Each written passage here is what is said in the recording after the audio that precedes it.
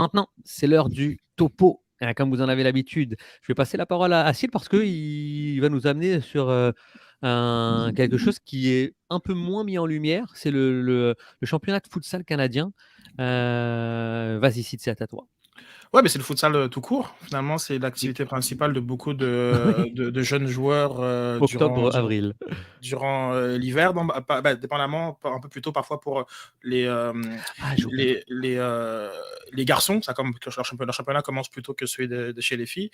Là, il y a eu lieu le championnat canadien de futsal qui est l'aboutissement de plusieurs compétitions, notamment ici au Québec, la première ligue de futsal du Québec, donc qui a été remportée par Sporting face à Sparte.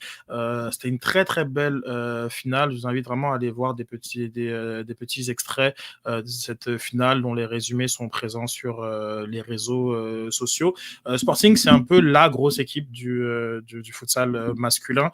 Ils sont sur 3 titres dans les 4 dernières années. C'est une équipe qui est vraiment très très bien gérée, qui arrive toujours à te chercher aussi les joueurs les plus en vue de la ligue.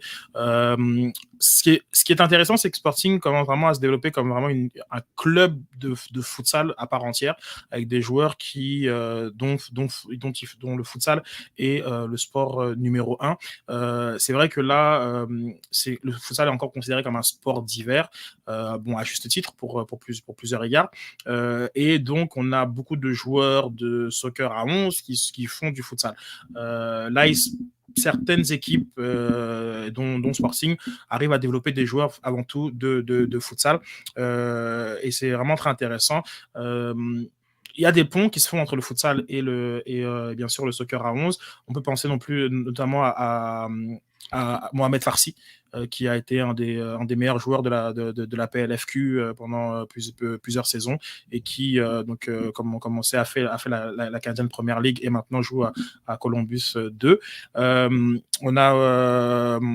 On a aussi, je pense qu'il y a d'autres joueurs québécois, genre comme, je vais essayer de vous trouver ça, mais qui ont joué dans les deux. Les Gendouzi, Nazim. Nazim, aujourd'hui, joue. Donc là, on a aussi vrai. des anciens, effectivement, des anciens de l'académie, par exemple, ou des anciens joueurs. Vandril Lefebvre, lui, joue à Sparte, notamment. Donc, on a aussi on a aussi ce côté, cette forme de recyclage. Donc, cette fin de semaine, donc à Gatineau, a eu lieu le championnat. Je vais une petite vidéo pour que vous voyez un peu, pas l'ambiance à Gatineau. La vidéo que je vais vous passer, elle était au Sport Expo, qui est à Laval, qui présente un petit peu justement l'équipe de Sporting pour les accompagner, leur souhaiter bon courage sur cette compétition. Hop là. Voilà. Oh. Alors ça, c'est un super but qui a été marqué par Loïc Kouemi, un très très bon joueur de futsal. Il a marqué sur Vandril Lefebvre d'ailleurs, comme c'était assez impressionnant. C'était vraiment une finale, une très belle finale qui s'était conclue au niveau québécois. Puis la finale, je vous dirais, la finale au niveau canadien était peut-être un peu plus dominée par Sporting, mais c'est vraiment très intense. Il y a du public qui vient. C'est vraiment, ça vaut la peine. On le voit, le niveau, malheureusement, est encore très, très hétérogène. Donc, on voit que le premier match qui a été joué contre l'équipe du Nunavut a été 30-1. Donc, il n'y a pas vraiment beaucoup d'intérêt pour ce type de rencontre par rapport aux champions du Nunavut.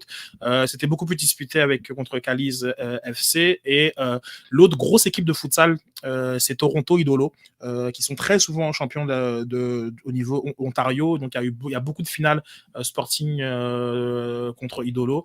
Et encore une fois, donc, ça s'est soldé par une victoire du Sporting, donc, qui sont champions canadiens. Donc, beaucoup de joueurs de la première ligue de soccer du Québec joue en première ligue de futsal du Québec.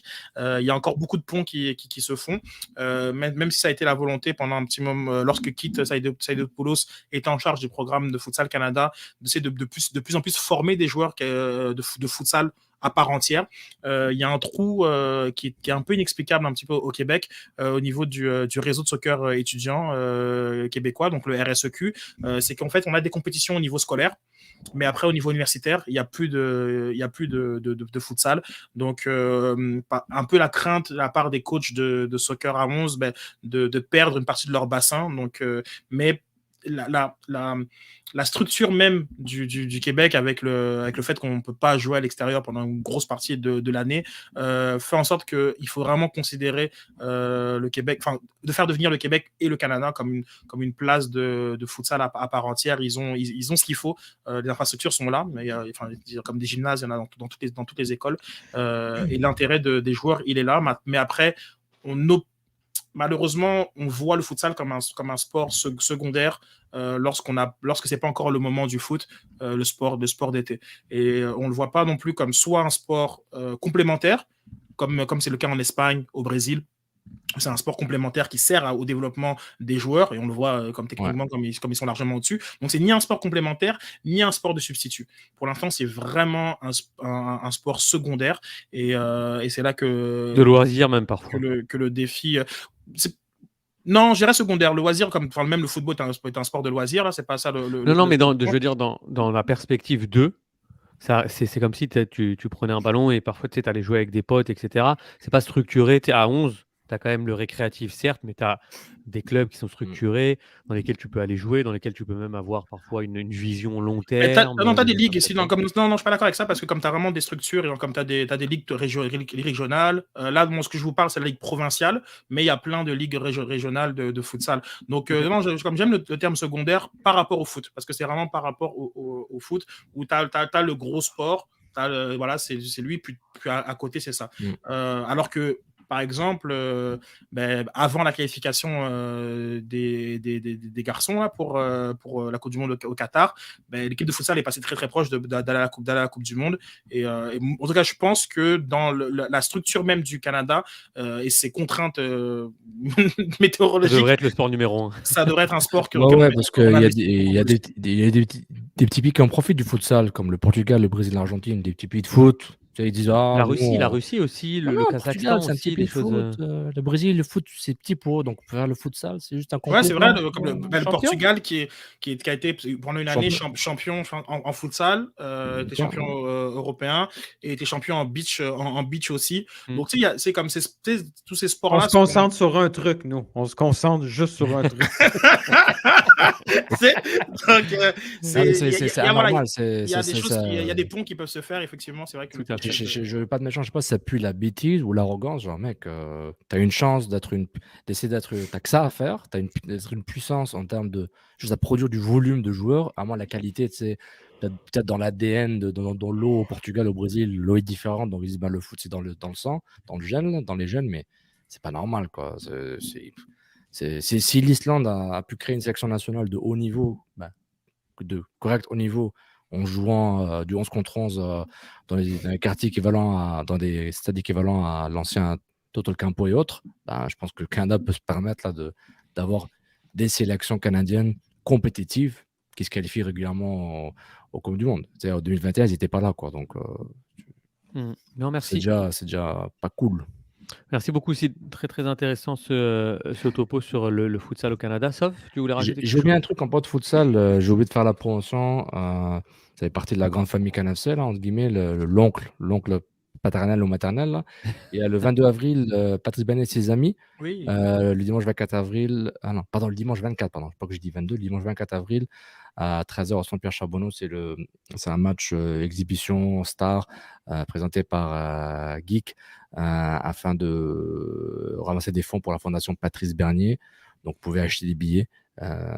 Pouvoir aller assister au match. Il y a différentes catégories pb et ses amis.com, Patrice Bernier, genre pb et ses amis au pluriel.com pour voir deux équipes qui vont s'affronter. La différence avec le site qui va y être. Donc voilà. C'est sûr que c'est le 22 ?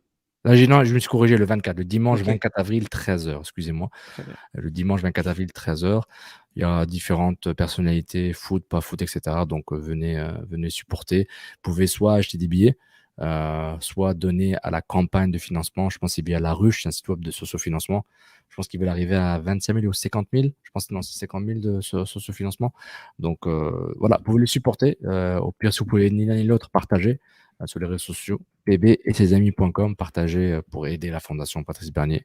Puis, hein, la cause du futsal, hein, c'est aussi une promotion pour le futsal. C'est Dia Abzi qui joue à York. Donc lui aussi a très longtemps joué en PLFQ. Donc pas mal de. Il y a ces ponts-là quand même. En fait, c'est des joueurs qui étaient très dominants en futsal et qui, comme Wak Farsi, Dia est un très bon joueur aussi de la Canadienne Première Ligue.